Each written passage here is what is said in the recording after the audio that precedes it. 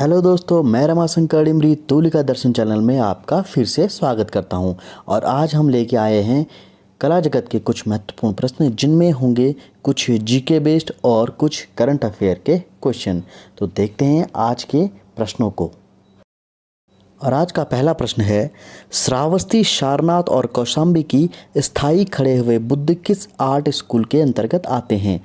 Amravati school, Gandhara school, Mathura school या उपरोक्त सभी? तो जो श्रावस्ती, सारनाथ और कौशाम्बी के बुद्ध जो खड़े हुए स्टाइल में हैं, वे आते हैं मथुरा स्कूल के अंतर्गत। और यहाँ पे मैं बताना चाहूँ कि स्कूल का अर्थ होता है शैली या स्टाइल से, और इसे कहीं कहीं कलम भी लिखा जाता है। दूसरा प्रश्न है हमारा, पहाड़ी शैली में किस विषय के चित्र नहीं बने हैं? ध्यान में रखिएगा, नहीं बने हैं पूछा है। और विकल्प हैं बारहमासा, नायिका भेद, कृष्ण लीला और कल्पसूत्र। तो पहाड़ी शैली में जिस विषय के चित्र नहीं बने हैं वो विषय है कल्पसूत्र। और कल्पसूत्र के विषय क्यों नहीं बने, इसका कारण यह है क्योंकि कल्पसूत्र जो है एक जैन ग्रंथ है, और जैन धर्म उतनी हद तक इसका प्रादुर्भाव या फैलाव पहाड़ी रियासतों में नहीं हुआ था। इसीलिए जैन धर्म के जो भी ग्रंथ हैं उनसे संबंधित चित्र पहाड़ी शैली में नहीं बने हैं। तीसरा प्रश्न है हमारा, भीमबेटका की गुफाओं को किस अन्य नाम से भी जाना जाता है? विकल्प देखिए, कलियन, वेरुल, हनुमान गुफा, जू रॉक शेल्टर। और भीमबेटका की गुफाओं को जू रॉक शेल्टर के नाम से भी जाना जाता है, तो ये ध्यान में रखिएगा। चौथा क्वेश्चन देखते हैं, कमला और इलायची महिला चित्रकार किस शैली में कार्य करती थी? कोटा शैली, चंबा शैली, नाथद्वारा शैली या कांगड़ा शैली? तो कमला और इलायची जो महिला चित्रकार थे वे नाथद्वारा शैली में कार्य करते थे। और इस तरीके की जो महिलाओं से संबंधित है, महिला चित्रकारों से संबंधित प्रश्न ये जरूर पूछे जाते हैं। पांचवा प्रश्न देखते हैं, भारत में कलर विस्कोसिटी को किसने प्रचलित किया? कलर विस्कोसिटी एक विधि है, और इसे किसने प्रचलित किया भारत में? विकल्प देखते हैं, के.एस. पणिक्कर, अविंद्रनाथ टैगोर, कृष्णा रेड्डी, एम.एफ. हुसैन। तो कलर विस्कोसिटी को भारत में कृष्णा रेड्डी ने प्रचलित किया था। विकल्प सी सही हो जाता है। छठा प्रश्न देखते हैं, स्वतंत्रता के बाद किसने खजुराहो के मंदिरों को तोड़ने का विचार दिया था? महात्मा गांधी, बी.आर. अम्बेडकर, रविंद्रनाथ टैगोर और जवाहरलाल नेहरू।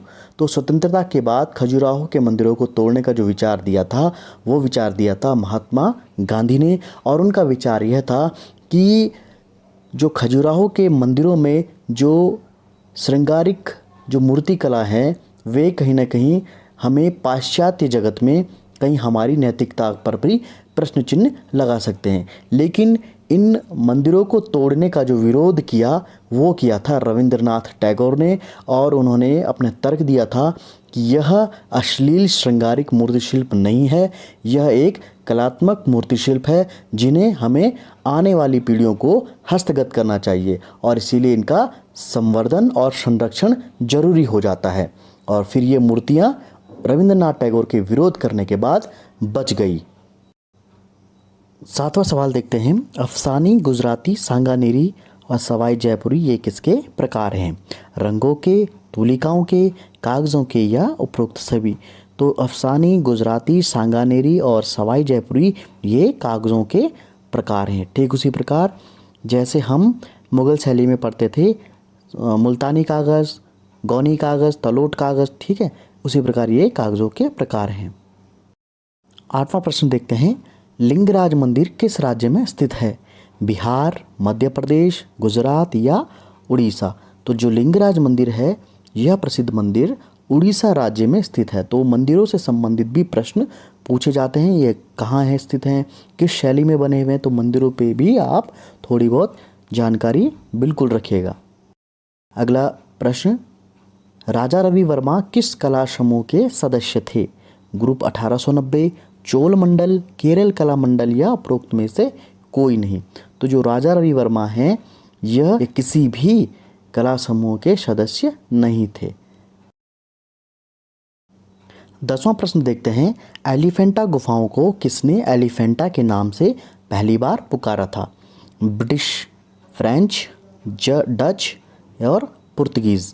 तो एलिफेंटा गुफाओं को एलिफेंटा नाम से पहली बार पुकारा था पुर्तगीज़ ने, यानी पुर्तगालियों ने। विकल्प डी सही हो जाता है। और इन्होंने क्या देखा था सबसे पहले जब ये उस टापू पे पहुंचे थे? तो एक हाथी की जो प्रस्तर प्रतिमा थी उसी को देखकर इन्होंने इस एलिफेंट का नाम एलिफेंटा रखा था। 11वां प्रश्न देखते हैं, हाल ही में अफगानिस्तान में तालिबान द्वारा मारे गए भारतीय पत्रकार दानिश सिद्दीकी को कौन सा प्रतिष्ठित पुरस्कार प्रदान किया गया था? ऑस्कर पुरस्कार, पुलित्जर पुरस्कार, रेमन मैग्सेसे या उपरोक्त सभी। तो ये हाल ही की बात है, यानी कि ये कल की बात है जब दानिश सिद्दीकी को तालिबान के द्वारा मारा गया और दानिश सिद्दीकी को पुलित्जर पुरस्कार प्रदान किया था इनकी फोटो जर्नलिज्म के लिए।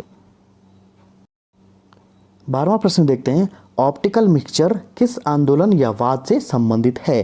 प्रभाववाद, घनवाद, जंगलवाद या अभिव्यंजनावाद। जो ऑप्टिकल मिक्सचर है यह प्रभाववाद से संबंधित है। विकल्प ए सही हो जाता है। 13वां प्रश्न देखते हैं, संस्कृति मंत्रालय के वर्तमान मंत्री कौन हैं? विकल्प देखिए, रमेश पोखरियाल, प्रहलाद सिंह पटेल, स्मृति ईरानी या बाबुल सुप्रियो। तो इस तरीके के जो करंट अफेयर के प्रश्न होते हैं ये जरूर पूछे जाएंगे। और संस्कृति मंत्रालय के वर्तमान मंत्री प्रहलाद सिंह पटेल हैं। विकल्प बी सही हो जाता है। 14वां प्रश्न है, त्रिभुजाकार आकृति कैसा भाव प्रकट करती है?